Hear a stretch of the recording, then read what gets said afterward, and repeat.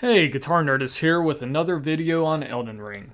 In this video, I will share my top 9 recommended talismans in the game for intelligence builds, which will also include the locations for each one and how to get them. So without further ado, let's get into it. The first talisman I highly recommend is of course the Graven-School Talisman, since it will boost your sorcery damage by 4%, so I'd recommend keeping this equipped at all times in order to help make enemies a little bit easier to get through. You can find it at the Raya Lucaria Academy, starting from the Debate Parlor side of Grace. From there, head over to this area on the right before going down the stairs. There will be an illusionary wall disguised as a bookshelf here, so hit it to dispel it, then follow the path, go up the ladder, head east, and jump over the railing to drop down through this hole. Drop down one more time to get into this room, and then you can snag this talisman from the nearby crystals. Another great talisman to have equipped for quite a while throughout the game is the Radagon Icon.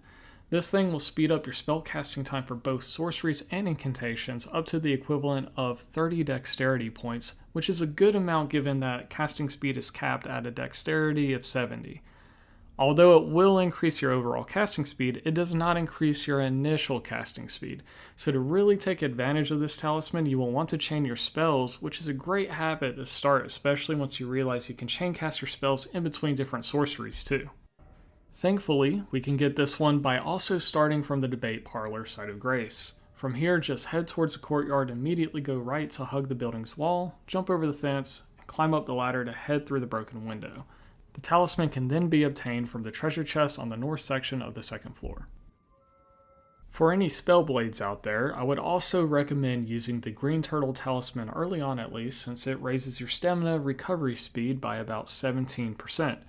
This might not necessarily sound like a game changer, but this can definitely make a difference in close encounters given how much stamina you can easily use when chain casting melee spells or using your weapon, not to mention dodging or blocking attacks.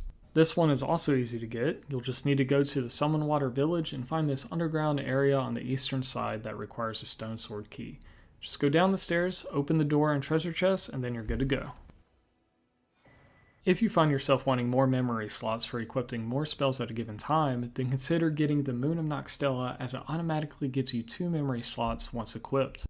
You can find it within the Nokstella Eternal City inside of a chest underneath a massive throne.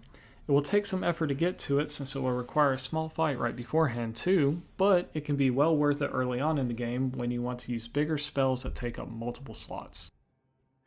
Once you get some good weapons like the Moonveil Katana or the Wing of Astal, then I'd highly recommend using the Carian Filigreed Crest, as it will reduce the FP cost of skills by 25%, making it much more fun to play the game at ease without having to worry about using your weapon skills too much. You can get this talisman one of 2 ways. You can either kill the Bloodhound Knight Darrowil in Limgrave as part of Blade's questline, or you can give Ranni the Fingerslayer Blade as part of her questline.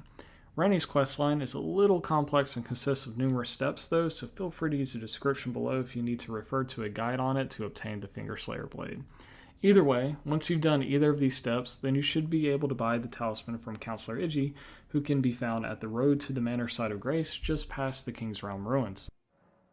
For anyone interested in running a crit build, you'll definitely want to get the Assassin Cerulean Dagger, given that it will restore 15 FP per critical attack.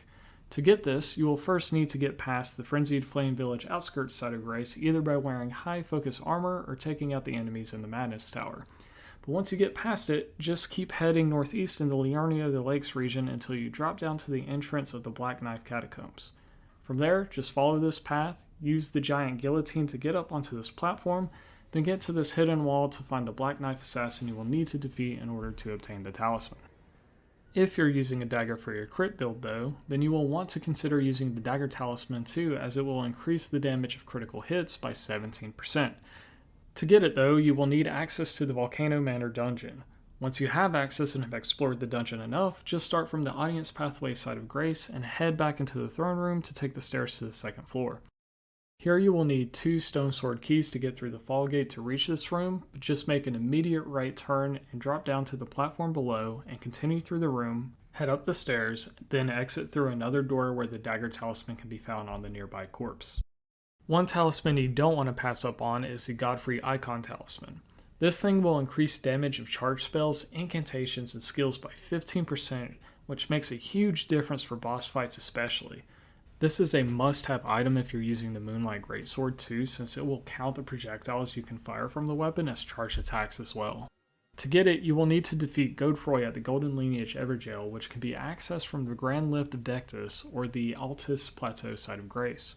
The fight for this can be a little challenging though, so if you need assistance, be sure to check out some of my other videos in case you may have missed anything. Another in-game talisman you don't want to miss is the Graven-Mass Talisman, since this will automatically boost your sorcery damage by 8%, and that can stack on top of the 4% from the Graven-School Talisman, which totals to a whopping 12% sorcery damage buff when wearing both of them. The first thing you'll want to do to get this talisman though is to obtain the Fanged Imp Ashes, which you can buy for 2,000 runes from the merchant located on a road east of the main academy gate, Site of Grace. Once you have that, just travel to the inner consecrated snowfield, Site of Grace, and create a marker on the map for this location to get to the Albinauric Rise and the eastward part of the consecrated snowfield. Now all you have to do is summon the Fanged Imps and have them fight the nearby imp to release a seal on the tower to allow you to enter and go up to the top where you can find the talisman in a chest. As a side note, I know there are other good talismans out there that do deserve some recognition. One of which is the Magic Scorpion Charm, which increases magic attack power by 12%. However, it also increases physical damage taken by 10%, so it may not be as worthwhile unless you are not concerned about taking the extra damage that comes with it. You may also want to be careful not to progress Ranni's questline too much, or you may not be able to obtain this talisman at all until a new playthrough. My other honorable mention goes to the Stargazer Heirloom. Even though it raises intelligence by 5, which can help you use spells that you wouldn't be able to equip otherwise, this talisman is mostly only useful early on in the game, as it can quickly become less relevant the more you level up. But overall, I hope this video has helped. If you've enjoyed the video, be sure to like and subscribe as I continue to roll out more content like this, and feel free to comment below as well if you feel like I may have missed any talismans, or if you'd like to see me cover any other items or Elden Ring topics. And as always, you can use the description below if you want to follow my socials for updates too, but until next time, happy gaming!